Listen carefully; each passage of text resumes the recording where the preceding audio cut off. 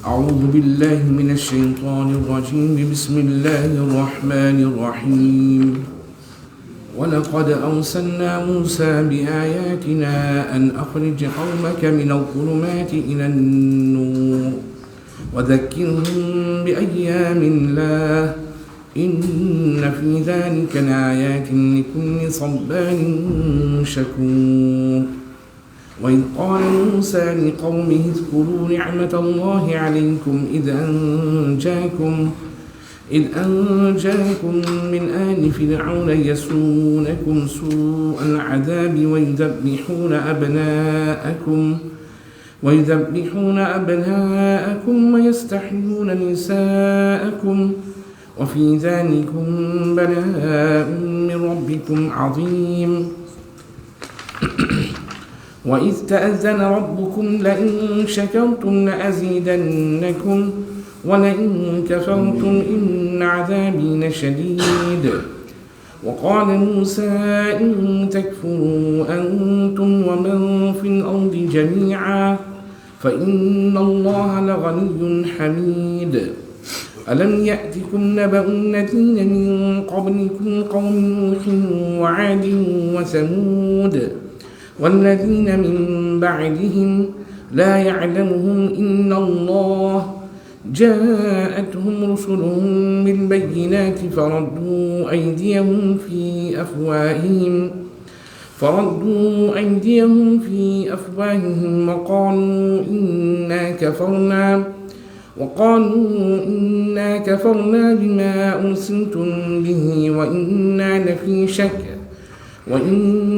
لفي شك مما تدعوننا إليه مريب صدق الله العظيم وصدق رسوله النبي الكريم. Allah Azza wa Jal in verse 5 of Surah Ebrahim is talking about many messengers which Allah Ta'ala has sent to different nations, to different people, with the message of Tawheed, with the message of oneness of Allah, with the message of being obedient to Allah, with the message of leave shirk, and follow the messenger of your time, follow the prophet of your time, be obedient. Allah Ta'ala makes a mention here, وَلَقَدْ أَرْسَلْنَا, indeed we sent Musa alayhi salatu was salam, بِآيَاتِنَا, with our signs, instructing him, أَنْ أَخْرِجْ قَوْمَكَ مِنَ الظُّلُمَاتِ إِلَى النُّورِ, remove your people from the multitudes of darkness. إِلَى النُّورِ, taking them into the light of Iman, light of Tawheed, light of Risalat. وَذَكِّرْهُمْ بِأَيَّامِ اللَّهِ, and remind them of the days of Allah. إِنَّ فِي ذَلِكَ لَآيَاتٍ لِكُلِّ صَبَّارٍ شَكُورٍ, verily there are signs in this for every person who exercises extreme patience and gratitude.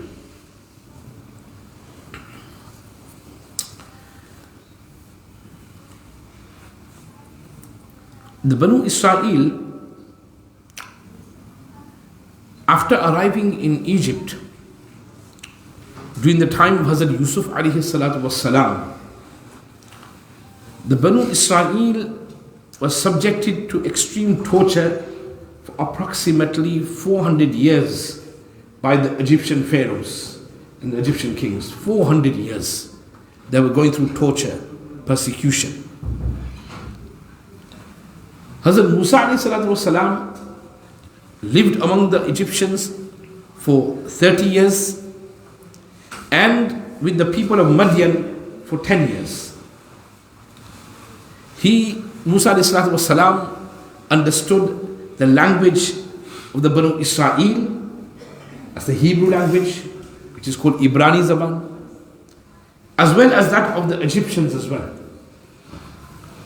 For this reason, Allah subhanahu wa ta'ala sent Musa والسلام, as a Nabi to the Banu Israel as well as to the Egyptians as well. Now the people of Fir'aun were mushrikeen. They used to worship idols. They used to carve many gods of stones, idols. And they also influenced the Banu Israel into following the practices. So the Banu Israel also, out of a calf made out of gold, and then they started worshipping it. So when they came across a nation who were devoted to the idols, they said, "O Musa, make for us a god like how they have gods."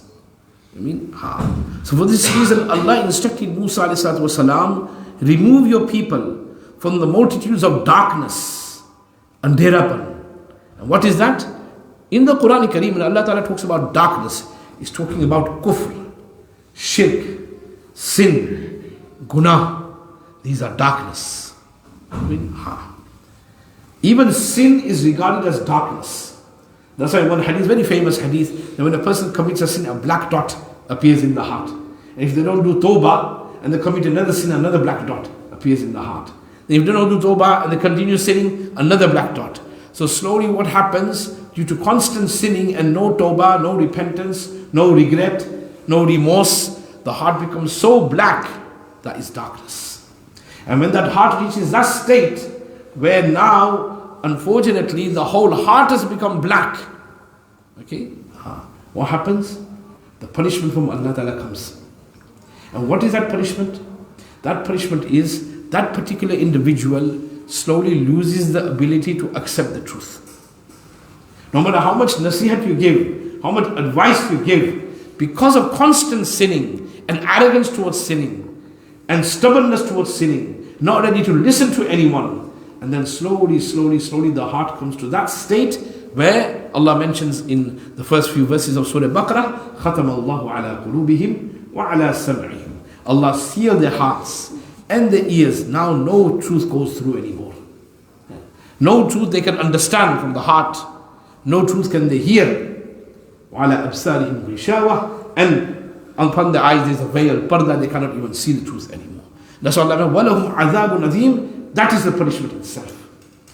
To be able to lose your istidad and your skill and your ability to accept good advice, to accept haqq, to accept truth, that is a punishment from Allah subhanahu wa ta'ala.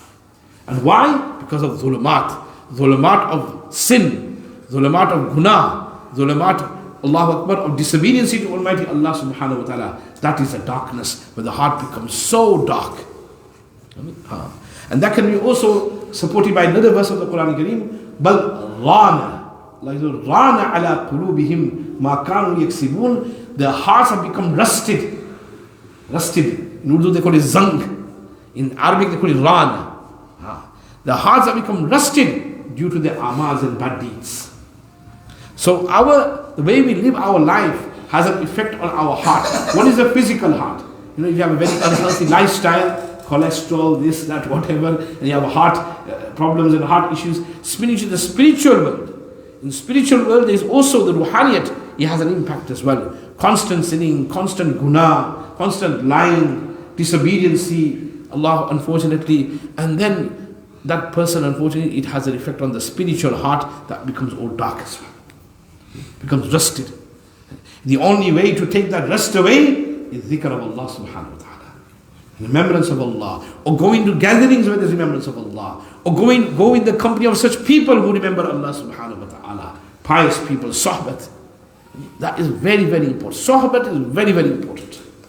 That's why Allah Ta'ala sent Nabis to these people. They were in kufr, they were in shirk, they were in guna. Allah wanted them to gain the sohbat of the anbiya.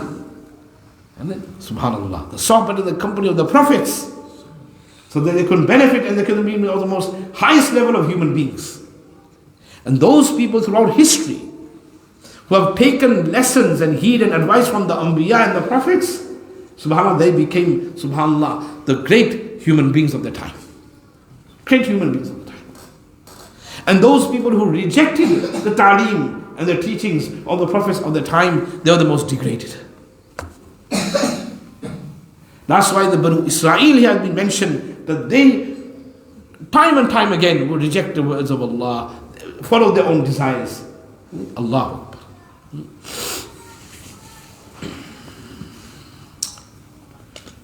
So Allah instructed Musa alayhi salatu wasalam, remove your people from the multitudes of darkness, kufr, shirk and sin, taking them into the light of Iman. Light of Iman. Allah also mentions here, وَذَكِّرْهُمْ بِأَيَّامِ اللَّهِ, remind them of the days of Allah. The days of Allah. All day belongs to Allah because He created them. Allah created the days. So all days belong to Allah subhanahu wa ta'ala. However, the days of Allah refer to the changes and revolutions that took place throughout history. This is talking about here. Allah caused great kings and their dynasties to collapse. Some cannot even be located. So though you may think they were the superpowers of their time, but due to their kufr and the shirk and the rebelling against Allah, Allah destroyed those locations. Allah destroyed them. And such locations cannot even be identified anymore. Allah Tabaraka wa Ta'ala, because the Banu Israel were not listening, that's what's going to happen to us. Nothing's going to happen to us. We'll continue what we want to do. Where's the azab? Where's the punishment? Allah told Hazrat Musa ﷺ to remind the Banu Israel of these so that they may take heed that people in the past were punished, annihilated, humiliated, destroyed. No mention of their name anymore. Take heed. If you carry on that way, it will happen to you as well. Other commentators have interpreted the days of Allah referring to the bounties and the favors of Allah subhanahu wa ta'ala. Don't forget the favors of Allah. Don't forget the ihsan of Allah. The bounties and the blessings of Allah subhanahu wa ta'ala. Every breath that we breathe, that is a bounty and a blessing from Allah subhanahu wa ta'ala. Every bounty. And from that every breath, if we are able to do Allah, that itself is another great ni'mah of Allah subhanahu wa ta'ala. Allah mentions here, verily there are signs in for every person who exercises extreme patience and gratitude. Those people who record the afflictions and calamities suffered by the previous nations will find it easy to bear the hardships and difficulties that afflict them. If certain people throughout the whole life have gone through loads of hardship, poverty, difficulty, torture, persecution, the whole life has been in that, is very easy for them to bear. Very easy for them to bear. But those people who live in a life of luxury, like we do, we get everything on the plate, not a single taklif, not a single difficulty. A calamity comes upon us, we will never be able to bear it. That's why I always make dua, Allah, don't test us. We'll never be able to bear it. We see in Palestine now, they've been going through for hundreds, 60, 70, 80 years they've been going through this. Allah, they still bear it. Allah, great mujahada, great mujahada. Allah Ta'ala, remember, all our mujahada and sacrifices do not go wasted. Every second a mu'min goes through taklif in his life, his guna is wiped out, his status is elevated, one good deed to his name, every difficulty a person goes through.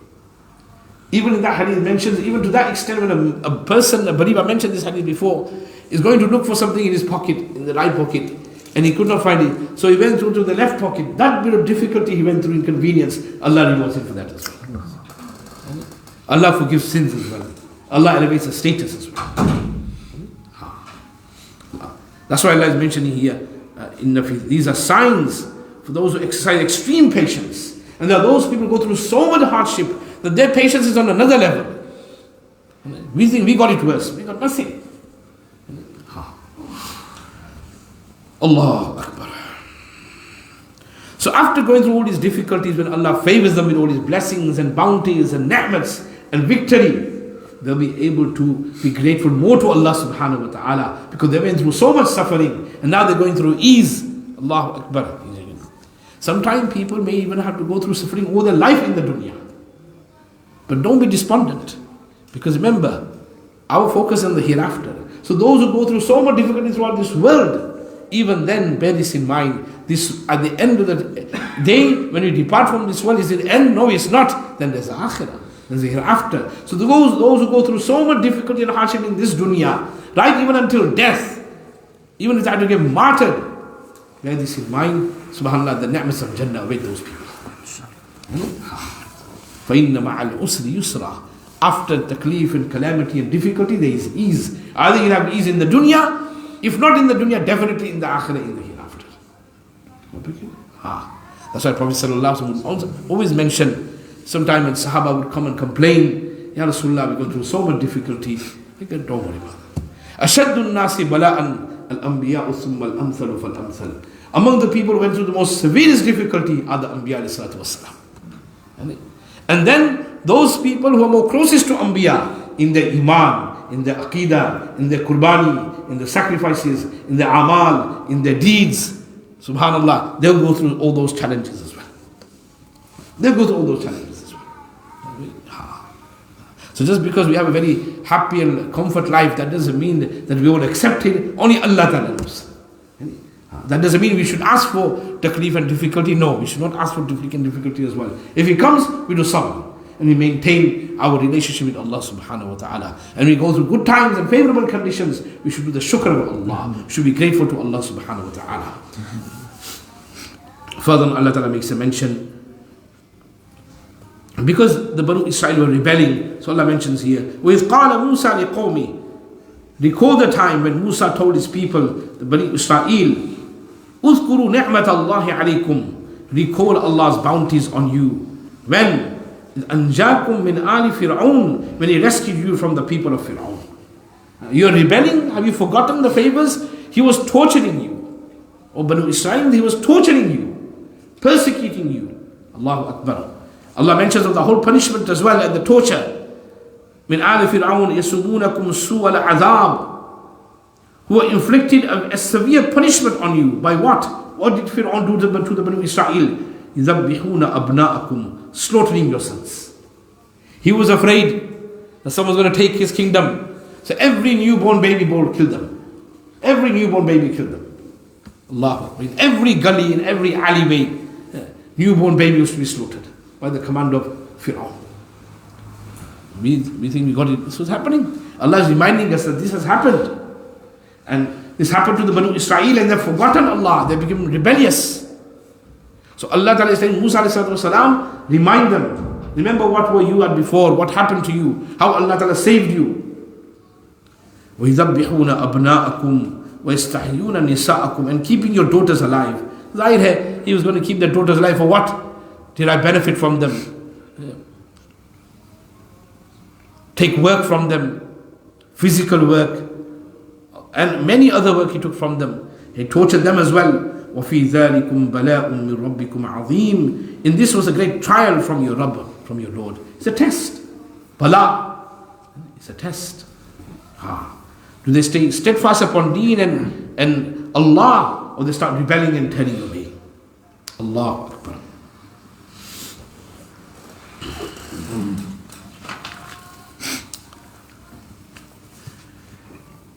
وَإِذْ تَأَذَّنَ رَبُّكُمْ. When your Rabb announced, لَإِن شَكَرْتُمْ. If you show gratitude, لَأَزِيدَنَّكُمْ. Then I'll definitely give you more. I'll definitely give you more. Allahu Akbar. And then, do the shukr of Allah. He rescued you from all that torture and persecution. Do the shukr.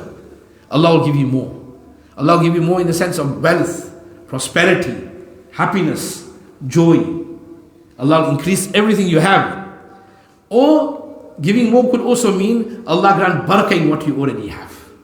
You'll be able to do so much with what you have already. Maybe little, but you'll be able to achieve so much. Sometimes people have so much, but they're unable to do anything. Sometimes more than £1 million, but they can't do anything. They're not able to achieve anything. And then you get those, they don't have that much money, but they're able to achieve so much. That's barakah. That's blessing. Why? Because of the shukr of Allah Azza wa Jal. That's why one thing we learn is, well, don't complain too much. You always complain too much for small things. Start always complaining, then Allah is saying this person is not shukr. One is shukr of the tongue, verbal shukr. Allahumma laka alhamdu wa laka shukr. Allahumma laka alhamdu wa laka shukr. Oh Allah, we are grateful to you. Oh Allah, we are grateful to you. Every time you notice Allah's favors upon you, immediately recite Allahumma laka alhamdu wa laka shukr. And then, You get a ni'mat without even asking, Allahumma lakal hamdu wa lakal shukr. So one is verbal shukr. The other is the shukr in the heart. Constantly, every day, you're always pondering, Allah's given me so much, Allah's given me so much, Allah's given me so much, Allah's given me so much. And one is practical shukr. Practical shukr is mentioned here, which is be obedient to Allah Azza wa Jal. Be obedient to Allah. Show your loyalty to Allah subhanahu wa ta'ala. Do not rebel. Do not be disobedient. Your whole life should be, subhanAllah, dedicated to the commands of Allah Azza wa Jal. That is practical shukr. And that's what Allah is mentioning here as well. Don't be disobedient to Allah. Why? وَلَئِن كَفَرْتُمْ. And if you are ungrateful, ungrateful meaning disobedient, rebelling against Allah after all Allah has given us. وَلَئِن كَفَرْتُمْ إِنَّ عَذَابِي لَشَدِيدٌ. My punishment is severe. Then when I will punish you, there's no way out. Punishment either in the dunya or in the hereafter, in the akhirah. وَقَالَ Musa. Musa alayhi salatu wasalam said, إِن تَكْفُرُوا أَنْتُمْ وَمَنْ فِي الْأَرْضِ جَمِيعًا. If you people and all the people on the earth are ungrateful, فَإِنَّ اللَّهَ لَغَنِيٌّ حَمِيدٌ. Then verily Allah is independent, worthy of all praises.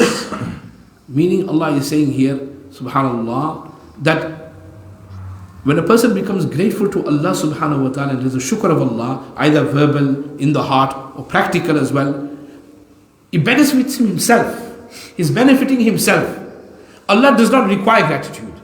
Allah does not require shukr. You know what I mean? Nor does Allah need the praises of anyone. Allahu Akbar. People harm themselves by not carrying out these actions. We don't harm Allah Ta'ala at all. لَن يَضُرُّ اللَّهَ شَيْئًا. Allah mentions. By you being disobedient to Allah, rebelling Allah, not being grateful to Allah, it doesn't harm Allah the least. But you harm yourself. You're harming your akhirah, your hereafter. So all the good deeds that we do, we actually do favor upon ourselves. We don't do favor on Allah. We come to the masjid, we don't do favor on the people in the masjid.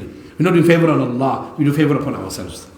When we give in charity, Allahu Akbar, is going to benefit us. When you give to that poor person, you're not doing him a favor, you're doing yourself a favor. Because this is going to benefit you in the hereafter. So every good deed we carry out in any form, it will benefit us. It doesn't benefit Allah subhanahu wa ta'ala. Allah just, subhanallah, constant time reminding us due to His infinite mercy that Allah wants our akhirah to be a better akhirah, a better hereafter. So may Allah Azza wa Jal grant us the tawfiq to be grateful to Allah for all the favors that He has bestowed upon us, and then be grateful to verbally, practically being obedient to Allah, and don't rebel against Allah subhanahu wa ta'ala when Allah's punishment is very, very severe. And Allah's punishment comes in many, many forms. Sometimes the punishment is coming, we are in that punishment, we don't even realize it. May Allah give us a tawfiq. Subhanallah.